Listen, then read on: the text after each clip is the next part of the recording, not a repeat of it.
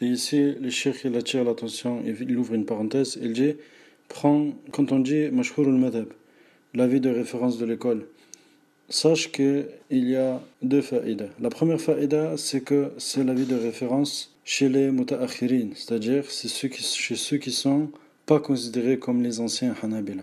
C'est les Hanabila qui sont venus plus tard, on les appelle les mutaakhirin. Ensuite, quand on dit mashhur al-madhab, l'avis le plus connu de l'école, ou l'avis de référence du madhab, etc., il dit le cheikh que sache que dans cette question, alors il y a une divergence. Donc le cheikh il dit, et quand tu entends quelqu'un dans une question sur laquelle il n'y a pas de divergence, quand on entend quelqu'un dire l'école de l'imam Ahmed c'est ceci, cela, le madhab c'est ceci, cela, sache que cet homme ne connaît pas le langage des fuqaha. Car ces questions-là, ce sont des questions sur lesquelles il y a unanimité. Il n'est pas une question de madhab ou de école. Donc dans des questions sur lesquelles il y a ijma', il y a unanimité, on ne dit pas l'école de l'imam Ahmed c'est ceci ou cela. Donc quand est-ce qu'on dit l'école de l'imam Ahmed il dit ceci ou cela, ils disent quand c'est une question sur laquelle il y a divergence. Et quand tu dis que l'avis de référence de l'imam Ahmed, ou l'avis de référence de l'école, ou l'avis de référence de Hanabila, sache qu'il y a divergence à l'intérieur de l'école. C'est pour ça le cheikh dit, un homme qui est faqih, on le reconnaît de sa façon de parler.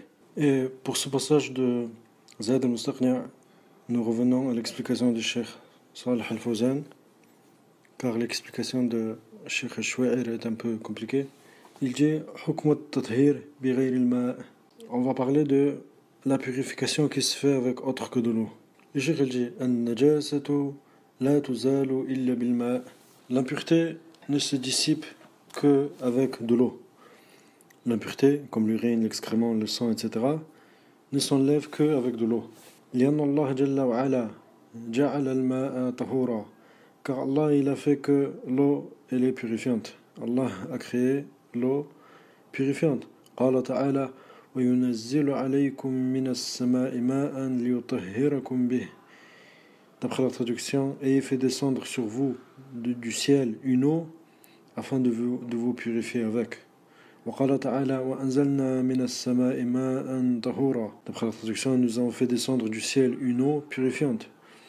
وسبق بيان أنه لا يرفع الحدث ولا يزيل النجس الطارئة غير الماء من سائر المائعات. Il dit le cheikh, et on a vu dans les cours précédents que le hadath, et nous n'avons pas besoin d'expliquer ce que le hadath car on l'avait expliqué plusieurs fois, le hadath ne s'enlève qu'avec l'eau purifiante. Et quand un vêtement ou un sol il a été souillé par une impureté, cette impureté ne va se laver, ne va se purifier que avec de l'eau. Il ne va pas s'enlever avec autre que l'eau parmi les liquides. Et ça, nous avons vu que ça c'est l'avis des Hanabila. Donc, quand il faut attribuer l'avis des Hanabila, il faut attribuer celui-là. Mais en ce moment, l'Arabie Saoudite, beaucoup de savants ils font la fatwa que tant que l'impureté est partie, peu importe les moyens par lesquels on a fait disparaître, que ce soit de la javel ou autre parmi les produits de nettoyage, alors l'impureté elle est dissipée. Mais nous lisons les livres Zad et nous expliquons ce que Zad il dit. Donc il dit une impureté ne va pas disparaître avec le soleil. Comme par exemple quelqu'un il prend un vêtement impur, il le pose à l'exposition des rayons du soleil. Donc le rayon du soleil vont chauffer cette impureté et cette impureté, admettons, elle va disparaître. Donc ça chez les Hanabila ce n'est pas suffisant. Ce vêtement-là par exemple ici, dans ce cas-là, ne sera pas purifié. Donc premièrement, le soleil ne purifie pas, ni le vent. Si le vent venait à faire disparaître une impureté qu'il y a sur un vêtement, ceci ne va pas être suffisant selon l'école de l'imam Ahmed. Il dit ou le frottement, comme par exemple le khouf ou les chaussures de l'un d'entre nous, les sandales, sont touchées par une impureté, comme par exemple on piétine l'excrément d'un animal impur, et on frotte nos chaussures ou peu importe la chose qui est touchée par une impureté, on le frotte par terre ou autre, et que cette impureté elle a disparu. Donc ça, chez les Hanabila, ce n'est pas suffisant. Il dit le cheikh ensuite, donc ça c'est l'avis des Hanabila. والقول الثاني أنه يطهر المتنجس إذا زالت النجاسة. Et le deuxième avis, un autre avis, Il dit que tant que l'impureté elle a disparu, la chose elle est redevenue pure. Il dit le Cheikh Salih al-Fawzan, وهذا هو الصحيح. Et donc c'est ça l'avis qui est prépondérant. Nous marchons selon le Hanabila, mais rarement comme ça. Dans des cas rares, nous allons expliquer c'est quoi l'avis le plus fort pour la maslaha qu'il y a dedans, mais c'est rare. Il dit ولما سئل النبي صلى الله عليه وسلم عن ذيل المرأة يمر على الأرض النجاسة قال يطهره ما بعده. Donc ce hadith-là il est rapporté par l'imam Ahmed, Abu Daoud et d'autres. Le prophète sallallahu alayhi wa sallam, quand on l'a interrogé au sujet de la robe de la femme quand elle traîne, et il se peut que cette robe elle touche une impureté, le prophète sallallahu alayhi wa sallam il a dit quoi?